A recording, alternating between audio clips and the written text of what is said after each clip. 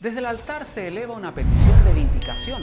Con una sola voz los mártires suplican: ¿hasta cuándo, oh soberano Señor, santo y verdadero, esperarás para juzgar y vengar nuestra sangre de los que moran en la tierra?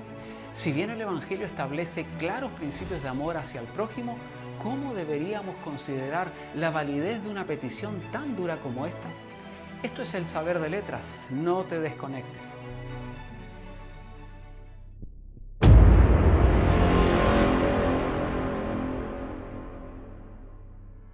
Algunos autores subrayan lo que parece ser un marcado contraste entre esta oración y la de Esteban, el primer mártir cuyas últimas palabras fueron una petición para que Dios no les tomara en cuenta el pecado a aquellos que le estaban apedreando.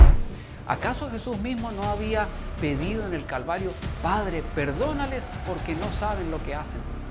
Sin embargo, antes de concluir que el vindicativo clamor de los mártires es poco cristiano, han de tener en cuenta algunas otras consideraciones. A lo largo de todo el Antiguo Testamento es muy común encontrar la idea de una vindicación de su pueblo por parte de Dios.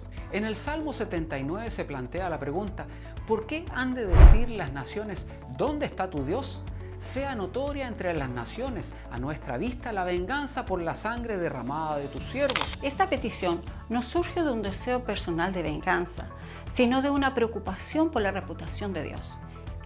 Sin duda, no tiene ninguna semejanza con la disposición de Tertuliano, el apologista de comienzos del tercer siglo, quien afirma que en el juicio final celebraría exultante la visión de los orgullosos monarcas gimiendo en los más profundos y oscuros abismos, y a los magistrados ardiendo en unas llamas más abrasadoras de las que ellos habían encendido para acabar con los cristianos.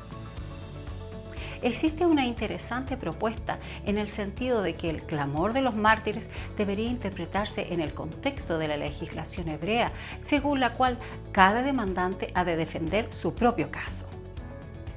Cuando alguien es condenado de un tribunal humano, la decisión es firme a no ser que un tribunal más elevado dictamine en sentido contrario.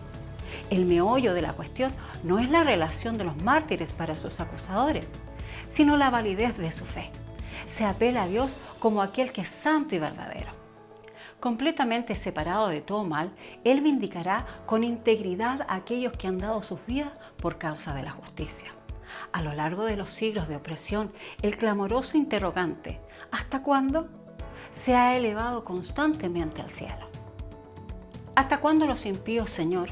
¿Hasta cuándo los impíos se regocijarán?, pregunta el salmista. ¿Hasta cuándo, oh Señor, pediré ayuda y no escucharás?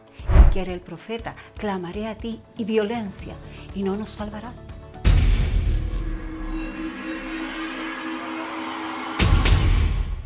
Lo que está en cuestión es la justa vindicación, no una amarga venganza. La expresión "los que moran en la tierra" representa una manera de referirse a la raza humana en su hostilidad hacia Dios. En el capítulo 11 de Apocalipsis se usa esta misma expresión en referencia con aquellos que se alegran de la muerte de los dos testigos. En el capítulo 13 se les presenta adorando a la bestia y en el capítulo 17 intoxicados con el vino del adulterio de la gran ramera. Sus nombres no están inscritos en el libro de la vida y son reos de un inminente juicio. De regreso en el clamor de los mártires, Glasson concluye: hay que reconocer con franqueza que esta no es una oración cristiana. Sin embargo, a quienes califican la teología del juicio de Juan y el clamor reivindicatorio de los mártires como no cristianos y contrarios a la demanda del Evangelio de amor hacia los enemigos, Crudel les responde: además del mandamiento de amar a los enemigos, la tradición sinóptica también contiene ayes y juicios. El libro de Apocalipsis no está defendiendo la legitimidad de un afán de venganza, sino la vindicación de los oprimidos. Swift observa que el espíritu de ese clamor parece lamentablemente precristiano. Sin embargo, indica que no se trata de una cuestión de actitud hacia las personas en la vida diaria, sino que del hecho de que la causa de Dios parece estar sufriendo injusticia. Hendrickson nos enseña que la intensidad de su súplica indica insistencia y perseverancia, del mismo modo que en el caso de la viuda en la parábola del juez injusto. Jesús concluye la parábola preguntando: ¿acaso Dios no hará justicia a sus escogidos que claman a Él de día y de noche? Definitivamente no se trata de una súplica por venganza de parte de los mártires, porque esto sería indigno de los santos.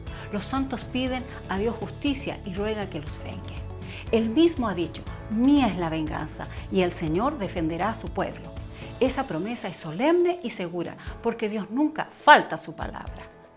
Dios no olvida la sangre derramada de su pueblo y repetidas veces advierte que no se derrame sangre inocente. Dios vengará a su pueblo y someterá a justicia a sus enemigos.